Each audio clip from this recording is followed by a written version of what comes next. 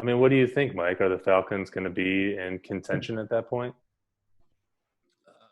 I plead the fifth. I I I hate making projections because I'm a truly optimistic fan. This is always our year, as I'm sure a lot of you guys are. But I'm also a realist. We have a very young secondary, and it really all depends on Keanu Neal, like our star safety. If he comes back and he's healthy and he's a banger, and the way that our defense played towards the second half of the season, that has to transfer over to this season. So one thing, when we were 1-7, the players never gave up on Dan Quinn, and I think that's the most important thing as why we retained him, is because the players love him. The players want to fight for him. The players want to win for them. They know that if they don't perform well and if they're not winning games, that Dan Quinn is out of there and they have to start from scratch. And I can guarantee you the veterans that they have in the leadership positions, Deion Jones at linebacker, Grady Jarrett, Matt Ryan, Julio Jones, those guys don't want to start over. They have spent a lot of time with Dan Quinn, so they want to win. And this is the type of situation. I know I'm kind of harping on the Falcons here right now. I'm kind of going off.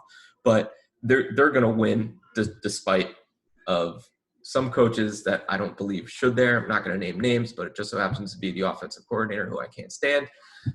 So I think that they won a lot of games last year despite him and the way that the defense kind of rallied in the second half of the season. So it's going to be an interesting season for the Falcons. Hopefully we get to 10 wins and we can make it to the playoffs, but realistically we'll probably win 9 games and not make the playoffs. Do you think that Mike Smith got a bad rap now that you see what happened? I mean, I know the Falcons went to a Super Bowl under Dan Quinn, but everybody likes to pile on Mike Smith for not doing as much with the talent that he had.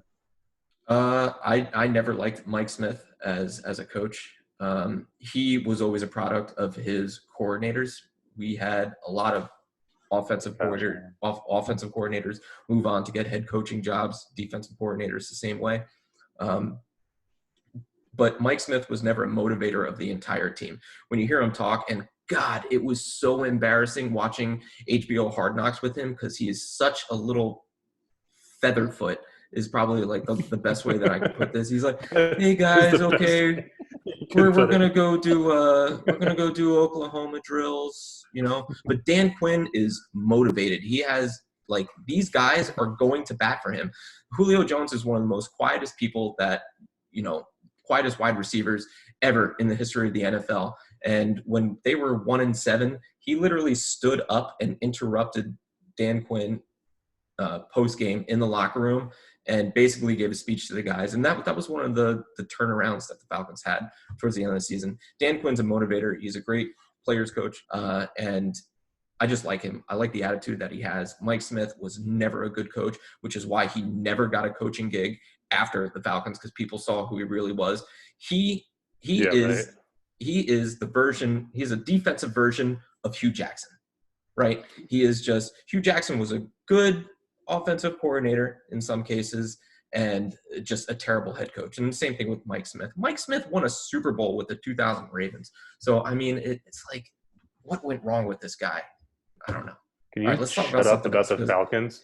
You set me up. You gave me a follow-up question, so you have no one to blame but yourself. It was a test that you failed.